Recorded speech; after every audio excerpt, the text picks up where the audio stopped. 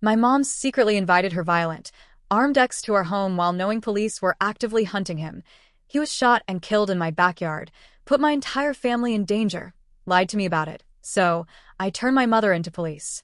I'm 18 and I live with my great-grandmother, along with both of my siblings and my uncle.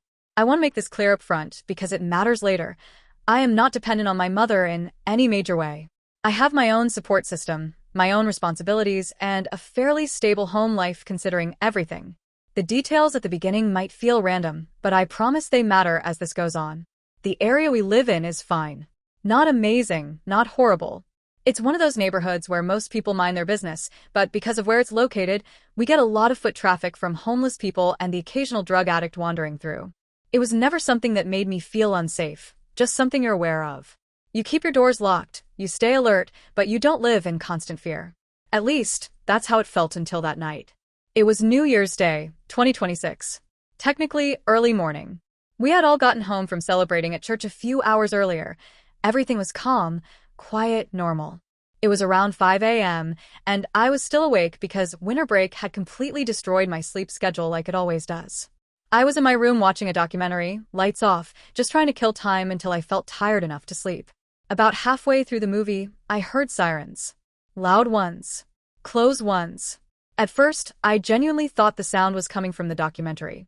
It took me a second to realize something was off because my room is at the very back of the house. You don't usually hear street noise that clearly back there. When it finally clicked that the sound wasn't coming from my screen, my stomach dropped. I got up and pulled back my curtain, and that's when I saw it. Blue and red lights flashing violently right in front of my neighbor's front yard. Multiple police cars. Officers everywhere. Yelling. A lot of yelling. It felt unreal, like I was watching a scene from a show instead of something happening outside my actual bedroom window. I didn't even think. I didn't put on pants. I didn't grab my phone. I just ran. I sprinted to the living room to make sure of one thing, that they weren't there for us. That this wasn't our house. As I was running, I could hear the officers shouting commands, but I couldn't make out everything they were saying. What I did piece together made my blood run cold. They weren't after someone in the street. They were after someone in our backyard.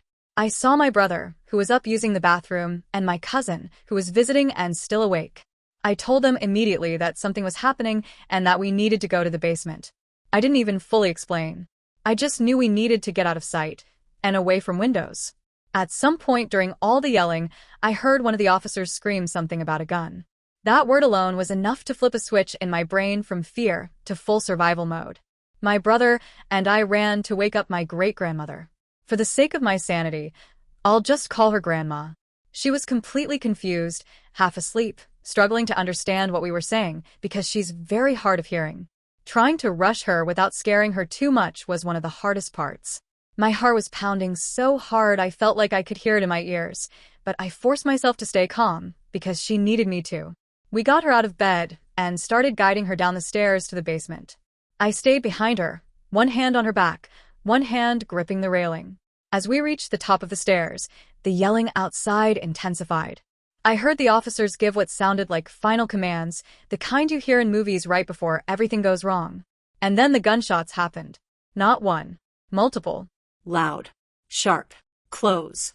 If my brother hadn't told me in that exact moment to not freak out, I honestly think I would have collapsed right there at the top of the stairs. My legs felt like they were made of water. I was shaking so badly, I thought I was going to lose control of my body completely. I had this overwhelming urge to freeze, to scream, to cry, all at once. We made it downstairs. The basement felt suffocating and silent compared to the chaos upstairs. After a while, we were told that Grandma and I needed to stay down there. I sat there with her, trying to act calm, trying to reassure her, while my brain replayed the sound of those gunshots over and over again. It didn't feel real that something like that had just happened outside our home, that someone had been shot steps away from where we sleep. Long story short, we weren't allowed to leave our house for the entire day unless it was absolutely necessary, which, unfortunately, it wasn't. The police had the entire area locked down. We had to stay awake and available so investigators could take our statements, and we were required to hand over keys to our garage/shop in the backyard so they could fully search it and document everything. It felt like our home wasn't ours anymore, just another crime scene being processed. While all of this was happening, my phone wouldn't stop buzzing. Friends and family were calling nonstop to check on us, asking if we were alive, if we were hurt, offering to send money, food, anything we needed. I appreciated it more than I can explain, and I made sure to thank everyone, but I was so deeply exhausted, physically and emotionally, that after a few hours, I just stopped answering. I didn't have the energy to explain the same horrifying story over and over again. I felt hollow, like my body was running on fumes. I finally fell asleep around noon. When I woke up at 5 p.m., the house was eerily quiet. That was the time the last of the investigators finally left. The flashing lights were gone. The shouting was gone. And for the first time since the night before, I could breathe without feeling like I was about to pass out. That's when we went outside to assess the damage. Seeing it in daylight made everything so much worse. Our car's back window was shattered. A bullet had gone straight through it. The garage/shop in the backyard had multiple bullet holes ripped into the walls. You could physically see where rounds had torn through the structure. And then there was the blood. The guy they were chasing had left behind blood on one of our outdoor mats. It was still there. Dark, dried, unmistakably human. I stared at it for way too long, trying to process the fact that someone had been shot and killed feet away from where my family lives. So yeah, not exactly a great start to the new year. That same day, bits and pieces of the truth started coming together, and every new detail felt like another punch to the gut. I found out that the man the police shot and killed in my backyard was one of my mother's ex-boyfriends. Not just some random criminal who happened to run through our yard, someone connected directly to my family. I also learned that he had been armed and had used that gun the day before on another victim. Then came another revelation. My mom had been living in the garage/shop in our backyard with my half-brother's dad, rent-free. They weren't there at the time of the shooting, but the fact that my mom had been staying in the same space that now had bullet holes and police tape all over it made my stomach turn. It got worse. This man wasn't just trouble. He was actively wanted for shooting someone and hijacking their car the day before in another county. The police weren't casually looking for him, they were hunting him. And here's the part that still makes my hands shake when I think about it. My mom knew. She knew he was being hunted by the police the day before everything happened. I was on the phone with her after the shooting, trying to calm her down, telling her not to freak out, telling her I would be there for her. I told her that none of this was her fault. I meant it at the time. I truly believed she was just another victim of circumstance, caught up in something terrifying she didn't ask for. I wish that had been the full story, because things I didn't learn until a week ago completely shattered that belief. A week later, I found out that my mom had invited him to our house that morning. Our house. That is why he was there. That is why the police ended up in our backyard. That is why bullets flew past our garage, our car, and dangerously close to where my great-grandmother sleeps. She hadn't just bumped into him by accident. She hadn't been unaware of the danger. She had actively asked him to come over, knowing he was wanted, knowing he was armed, knowing the police were looking for him. And as if that wasn't enough, I learned she had been talking to him for weeks beforehand. Weeks. While I was living my life. While my family slept in that house. While my great-grandmother, my siblings, and I were completely unaware that someone this dangerous was being welcomed into our space. Realizing this felt like betrayal on a level I don't even have words for. It wasn't just fear anymore. It was rage, disbelief, heartbreak, and a deep, sickening sense that my safety and my family's safety had been treated as collateral damage. The place that was supposed to be our home, our safe space, had been turned into a battleground because of choices I didn't even know were being made. More context that makes all of this even heavier. This ex-boyfriend was not new trouble in our lives. He had already been a serious, ongoing problem long before the shooting. About 7 months prior to this incident, we had to physically kick him off our property because he was abusing my mom. It wasn't subtle, it wasn't a misunderstanding, it was physical abuse, and everyone knew it. At that point, my entire family drew a hard line. He was not allowed anywhere near our house, our backyard, or our lives. Except my mom didn't actually cut him off. She kept sneaking him back onto the property anyway. For the past year and a half, we have been begging her to completely sever contact with him. We told her over and over that he was dangerous, unstable, and that he was going to get her, or someone else, seriously hurt or killed. Over the summer, she went to rehab, and for the first time in a long time, I genuinely believe things might change. For context, she's been on and off addicted to heroin for the past 13 years. Rehab felt like a turning point. I wanted to believe she was done with him. I wanted to believe she was choosing herself, and choosing us. But she wasn't. I try very hard not to judge people, especially people struggling with addiction. I understand that addiction warps reality, logic, and decision-making. But this man had my mom living in his van at one point because she genuinely believed that this was love. Maybe for some people that could be romantic or freeing, but my mom was not sober, not safe, and not thinking clearly. Watching her choose that life, watching her deteriorate and attach herself to someone who was actively hurting her, broke something in me.